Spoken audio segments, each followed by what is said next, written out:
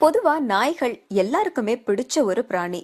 இப்போ உள்ள நாய் வளர்ப்பு அப்படின்னா ஸ்டைலாகவும் கொஞ்சம் பந்தாவாகவும் இருக்கணும் அப்படின்னு நிறைய இம்போர்ட்டட் ஃபாரின் டாக்ஸ் தான் வளர்க்குறாங்க. டாக்ஸ் அப்படின்னு சொன்னதுமே லாப்ரடார், பக், ஜெர்மன் ஷெப்பர்ட் இப்படியே இருக்கு. ஆனா நம்ம தமிழ்நாட்டுல, இந்தியாவுல நமக்கான நாய்களோட பெயர்களும் அதனுடைய இனங்களும் எத்தனை பேருக்கு தெரியும்? நம்ம நாட்டுல இருக்கிற நாய்களோட பேரும் அதுங்களோட இனத்தை பத்தி தான் இன்னைக்கு நாம பார்க்க போறோம். நம்ம மண்ணுடைய நாய்கள் சிப்பிப்பாறை, கன்னி, கோம்பை, ராஜபாளையம் இந்த இனங்களுக்கெல்லாம் ஒரு தனித்துவம் இருக்கு. சிப்பிப்பாறை இது நம்ம முன்னோர்கள் வேட்டையாட பயன்படுத்தின ஒரு நாய். வீட்டுக்கு சிறந்த காவலனா இருந்திருக்கு. ஹேர் அப்படின்னு சொல்லப்படுற ஒரு முயலை விட வேகமா ஓடக்கூடியது. மனிதர்களோட நேசத்தோட ரொம்ப பாசத்தோட பழகக்கூடிய நாய் இனம்தான் சிப்பிப்பாறை. அடுத்தது கன்னி. இது உரிமையாளருக்கு ரொம்ப உண்மையா இருக்கும். அது மட்டும் இல்லாம சுயமா சிந்திக்க கூடியது. பொதுவா நாய்களை நம்ம தான் பழக்கணும்.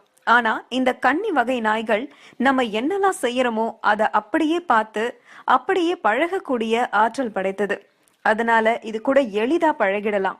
அது மட்டும் இல்லாம முன்காலத்துல எல்லாம் பெண் வீட்டுக்காரங்க பெண்ணுக்கு சீதனமா கன்னியையே பரிசா கொடுப்பாங்களாம். அதே மாதிரி கோம்பை இன நாய். கோம்பை அப்படிங்கிறது இந்தியாவுல தமிழ்நாடு மாநிலத்துல அமைந்திருக்கிற தேனி மாவட்டத்துல இருக்கிற ஒரு பேரூராட்சி. இந்த ஊரு தான் கோம்பை வகை நாய்க்கு பேர் பெற்றது. கோம்பை வகை நாய்கள் பண்ணை காவலன் அப்படின்னு சொல்லக்கூடியது. தனி ஒருவனா இருந்து காவல் காக்கும். இத மீறி எந்த ஒரு மிருகமும் கிட்ட கூட நெருங்க முடியாது. காட்டு எருமைய கூட வேட்டையாடுற திறன் படைத்ததுதான் கோம்பை.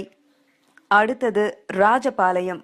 ராஜபாளையம் நாய் பெரும்பாலும் நிறைய பேர் வீட்டுல இப்ப பார்க்க முடியும். பார்க்க உயரமாகவும் எலும்பு தோலுமா காணப்பட்டாலும் ரொம்பவே வலிமை வாய்ந்த நாய்கள் தான் இந்த ராஜபாளையம் நாய். இது இந்திய வேட்டை நாய் வகையை சேர்ந்தது. முற்காலத்துல இந்த வகை நாய்கள் தென்னிந்தியாவில அதிக வசதி படைத்தவங்க ஆளும் வர்க்கத்தினர்கிட்ட தான் இருந்துச்சு. குறிப்பா ராஜபாளையம் பகுதியில மட்டுமே இது அதிகமா காணப்பட்டதால இந்த நாய்களுக்கு ராஜபாளையம் நாய் அப்படின்னே பெயர் வந்தது. ஆனா இப்ப வெளிநாட்டு நாய்களோட இறக்குமதி, இனப்பெருக்கம் இதெல்லாம் அதிகமாயிட்டதால நம்ம நாட்டு நாய்களோட இனப்பெருக்கமும் இனங்களும் அழியிற தருவாயில இருந்துட்டு இருக்கு.